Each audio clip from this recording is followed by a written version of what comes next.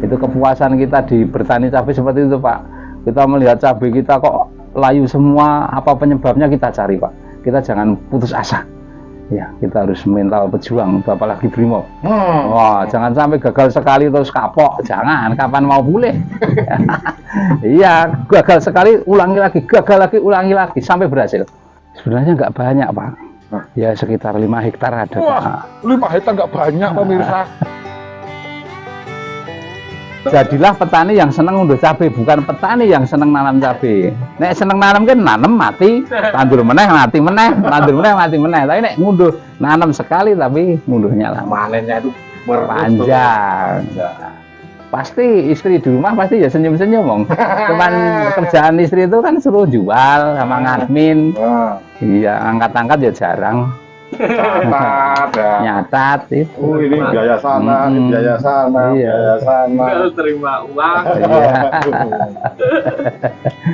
Jadi semakin disayang istri Pak. Jadi saya tuh bukan cuman apa habis subuh, tapi sebelum subuh saya udah ke sawah Pak. Jam 3 pagi saya sudah bangun. Langsung. Iya, ke sawah. Waktunya subuh saya pulang subuhan, balik ke sawah lagi sampai setengah 7. Setengah 7 mandi persiapan berangkat kantor. Ya kebetulan saya di kepolisian di Satbrimob Polda DI. Kebetulan saya di Batalion C. Kebetulan saya dipercaya pimpinan di PLT Pasif Propos Batalion C. Wah. Ini dihitung kan nggak masuk akal. Saya nanam cabai segini saya masih ngantor, itu kan nggak masuk akal. Konsistennya Mas yang susah itu, kita nanam cabai itu konsisten, bisa ngurusi konsistennya. Nah, semua orang itu tahu konsisten, tapi ngelakoni itu angel. Nah, Pak Fajar ini bisa. Nah, caranya piye Pak iki? Aksesnya pusing ya Pak. Iya, sebenarnya nggak susah Pak konsisten itu. Yang penting kita itu seneng, menyenangi dulu. Mencintai. Ya mencintai pekerjaan kita. Kalau saya jadi petani, saya harus senang dengan bertani dulu, pasti konsisten. Kalau saya jadi Brimob, ya saya harus senang dengan Brimob dulu, pasti konsisten. Saya tidak punya pikiran pindah ke polisi umum. Seperti itu Pak. Iya benar. Saya konsisten di pertanian. Saya bangun pagi jam 3, konsisten langsung lompat dari tempat tidur Pak. Tidak ada alasan aras-arasan. Adem, nggak ada, loncat. Istri saya belum bangun, saya udah loncat dari tempat tidur. Udah langsung nata, gendong tangki, udah sawah. Jalan itu Pak, sekarang jalan dari jam 3 pagi sampai setengah 7. Sudah berapa kilo Pak saya jalan? Gendong 20 kilo paling enggak itu Pak. Itu setiap hari saya lakukan seperti itu. Kalau kita nggak menyenangi nggak bisa Pak. Kalau kita hanya membayangkan hasil yang akan diterima, itu kita nggak mungkin bisa konsisten. Karena kalau nanti tanamannya jelek pasti nggak konsisten. Tapi kalau sudah menyenangi, mau tanaman itu bagus, mau hasilnya bagus atau enggak, itu kita tetap bisa konsisten. Karena senang dulu. Di hati kuncinya. Hati kita. Itu pemirsa kuncinya. Yang penting seneng. Nek jenenge wong cinta kan udan-udanan. Weh, ora krasa adem. Mencintai dulu. Iya. Kan sekarang 5 hektar. Iya. Kalau dulu itu berapa meteran Pak? Ya dulu itu punya sendiri ya 2000-3000 lah Pak. Nah, terus coba kita bertani secara modern ini, benar-benar kita hitung, terus kita catat semua pengeluaran, terus hasilnya berapa. Jadi kita tahu Pak, ini per peta ini nanti hasilnya berapa, tahu. Oh ternyata bertani cabai itu prospeknya luar biasa. Makanya dengan hitungan kita itu kita berani tambah Pak. Nah, tambah 1000 meter, 2000 meter, jadi terkumpul sampai hari ini 5 hektar Pak. Ya, dan biaya yang kita putarkan juga udah nggak sedikit Pak. Udah 500-an masuk ini. Iya. Pak, dari sekian ini Pak, pernah nggak Bapak itu ngalamin harga terendah sekali? Pernah Pak. Iya pernah. Untuk kalau yang 5 hektar ini ya paling di 15-an ribu, 14.000 itu pernah. Itu yang terendah. Iya. Tapi itu kita juga rugi, tapi nggak banyak juga. Tapi harga nanti di atas 20 itu udah bagus. Yang penting cabainya bagus. Harga di atas 20 itu sudah hasilnya luar biasa. Kalau harga sudah di atas 30, bonus itu Pak. Itu bonus untuk kita betul-betul bertani cabai, adanya cuma senyum dan senyum. Yang penting cabainya sehat, bagus, berbuah lebat, udah. Sudah tinggal ngitung aja kalau itu. Sesuai dengan perjuangan kita pada waktu kita nanam, persiapan lahan, itu sesuai, hasil yang akan kita terima itu sesuai. Pak, dari 50.000 meter atau 5 hektar, Bapak itu nanamnya sekaligus atau selang-seling gitu Pak? Ya kita nanamnya nggak sekali Pak, kalau sekali hancur kita bisa kukut nanti. Iya. Gaji kita berapa nanti di Brimob, bisa untuk nanam, gaji Brimob itu sekali gajian untuk nanam 1000 meter Pak. Ya kita bisa nanam 50.000 meter ya alhamdulillah. Gitu loh. Ya itu kita nanamnya bertahap Pak, dari misalnya ini satu blok 2000 meter atau 1000 meter kita tanami. Nanti selesai kita nanam lagi 2000 meter, kita selesai kita nanam lagi, bertahap gitu. Kenapa saya nanam seperti itu, nanam bertahap itu karena kita biar dapat harga mahal, harga sedang, harga murah. Dapat, ibarat orang jaring ikan itu pakai pukat harimau Pak. Jadi ikan besar kecil kena semua. Nanti kita ambil rata-rata, oh per bulan itu hasilnya berapa, atau per peta ini hasilnya berapa. Di situ bisa lihat. Secara teori gampang Pak kita seperti itu, tapi prakteknya luar biasa sulitnya. Karena apa? Karena mungkin lahan kita nyari belum tentu dapat. Setelah dapat lahan, nanti cari tenaga belum tentu dapat juga. Setelah ada lahan, ada tenaga, modalnya yang ora, macam-macam. Setelah modalnya ada, ditanam, bisa hidup apa enggak? Wah, rentetannya panjang sekali. Belum tentu seperti yang kita bayangkan, hasil yang luar biasa belum tentu.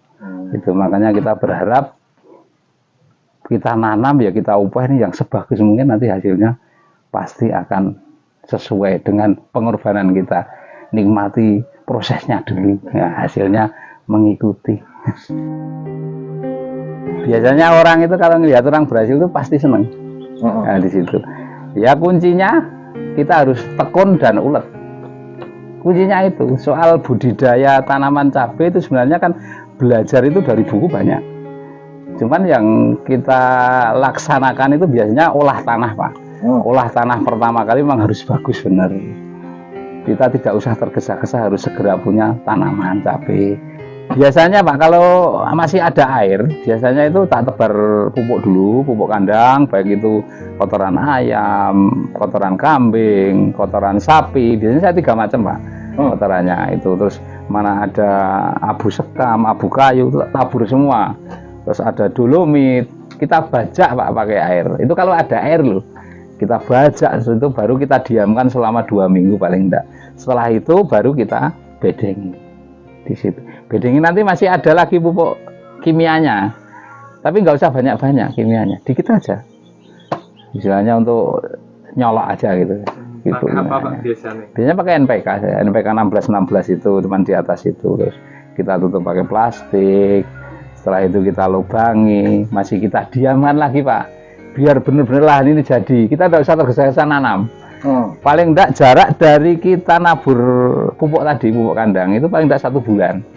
Kita fermentasi kan Pak, itu di lahan itu tadi kita fermentasi, kita semprot pakai M21, pakai M4, pakai mikroba itu dari mana itu, pokoknya rupanya mikroba. Saya sendiri juga dong itu sama.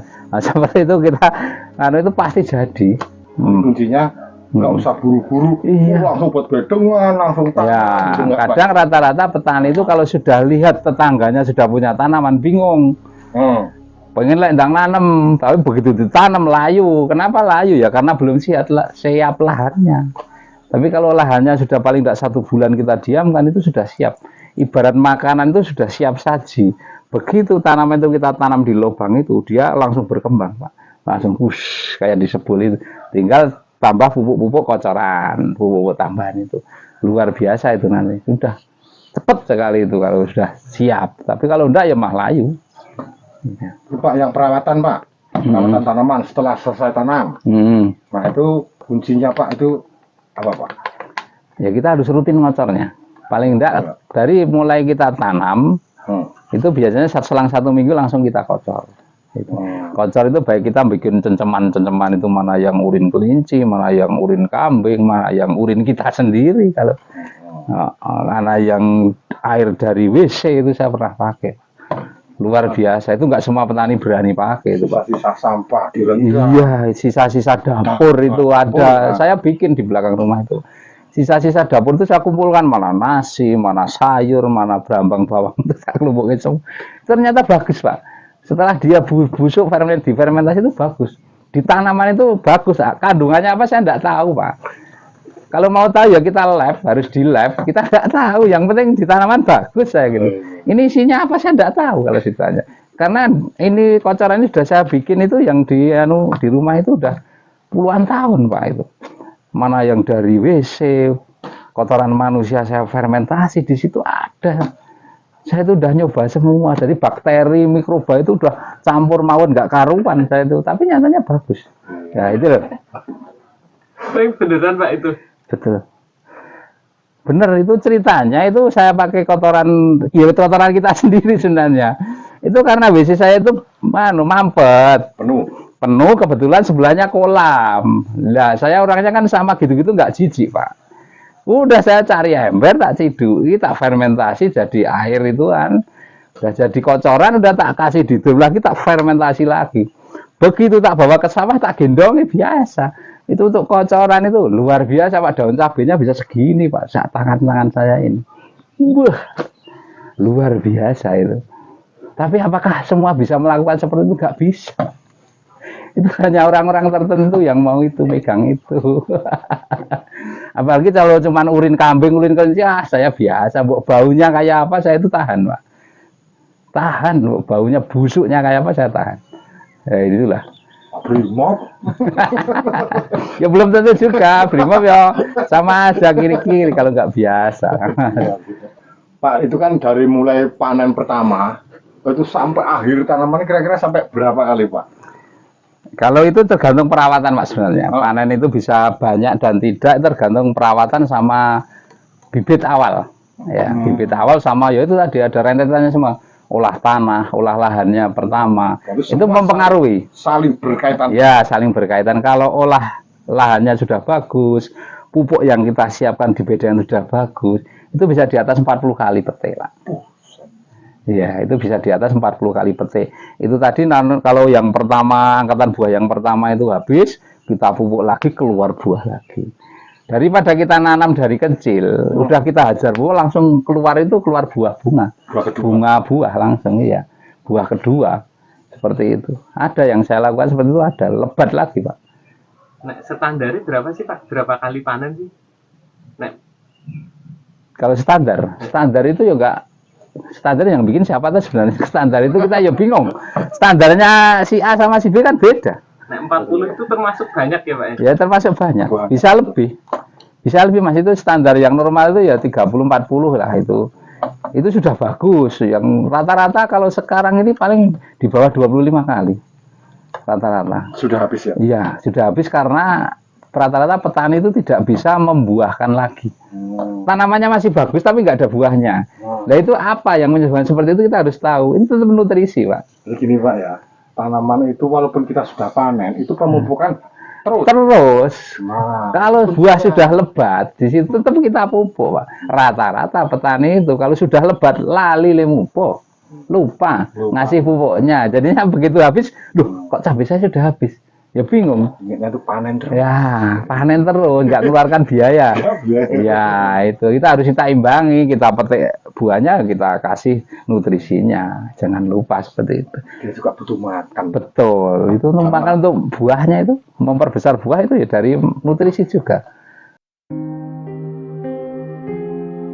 Kan itu kan namanya kita nanam, Pak, ya. Ada untung, ada rugi, impas, gitu loh, Pak. Pernah nggak, Pak? Yo, namanya orang usaha itu untung buntung itu biasa. Itu memang apa ya, makanan sehari-hari. Yo, kita kalau namanya nanam cabai itu tidak selamanya seperti yang kita bayangkan yang indah-indah saja. Ya. Kadang faktor alam, Pak. Misalnya seperti pernah saya itu 5.000 meter kena banjir. Iya, kalau tempat saya itu kalau udah hujannya banyak, air itu mau dibuang susah juga. Ada yang susah, ada lahan 5.000 meter yang nggak bisa buang air, kebanjiran 2 jam itu aja udah bisa mati semua. Itu biasa kita seperti itu, tapi ya jangan terus susah-susah sekali. pasti nanti yang Maha Kuasa itu juga akan memberikan ganti kita. Yang penting kita tetap sabar, nanti untuk berikutnya atau angkatan tanaman yang bawahnya nanti pasti akan berbuah lebat. Ya kita harus banyak bersyukur saja. Rugi ya kita tetap harus bersyukur, apalagi untung. Itu enggak usah ngerusuh. Pernah saya ngalami Pak, itu sehari itu dulu 7 orang yang ngunduh, dapat 2 kental lebih itu.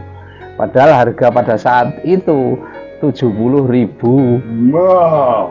Berarti sehari saya dari jam 7 pagi sampai jam 5 sore itu dapat 2 kental lebih harga 70.000. Berarti kalau dihitung itu sudah 14 juta lebih Pak.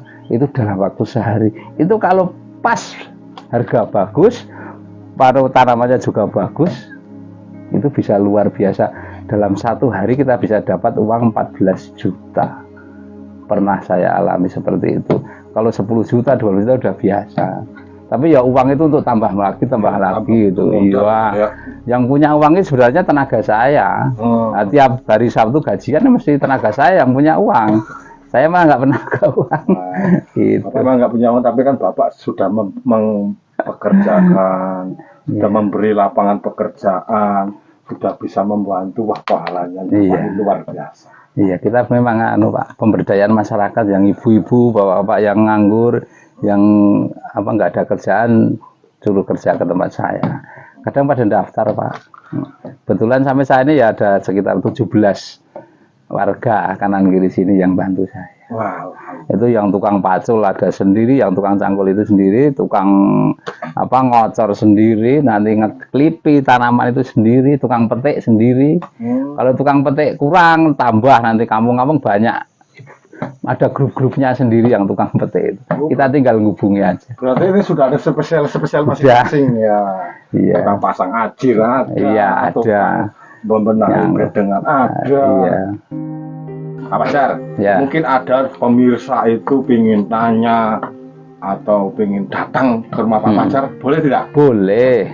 Ya asalkan saya nggak pas dinas. Oke. Gitu. Menyesuaikan. Ya menyesuaikan. Kadang kan kita di Brimob ini kan, ya kadang hari Sabtu Minggu kadang ya nggak libur. Ya kalau pas libur boleh.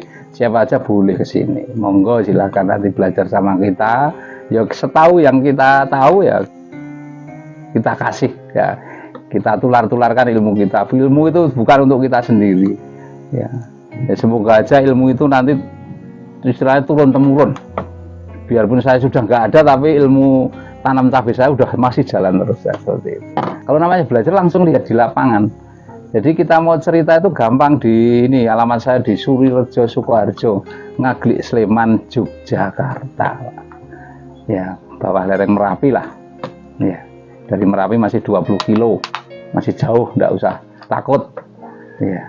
Mungkin ada pesan-pesan khusus ya. Buat pemirsa seluruh Indonesia, Pak. Ya, buat pemirsa seluruh Indonesia, terutama Brimob ya, Brimob, kepolisian, pegawai negeri semua, silahkan bertani.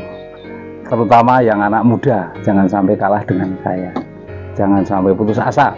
Sebagai anak muda, siapa tahu yang mau ganti kita. Ya kita nanti udah tua, siapa tahu yang mau bertani kalau bukan anak-anak muda. Ya makanya saya punya ilmu nggak untuk saya sendiri Pak, saya tular-tularkan Pak ilmu saya itu. Siapapun yang tanya ke saya ajari. Siapapun tak ajari cara menanam cabai gitu, tak ajari. Petani-petani di sini biasanya kalau ngundang saya ya saya ajari. Ilmu nggak ada yang tak tutup-tutupi. Soal hasil sudah diatur yang Maha Kuasa. Betul. Itu Pak.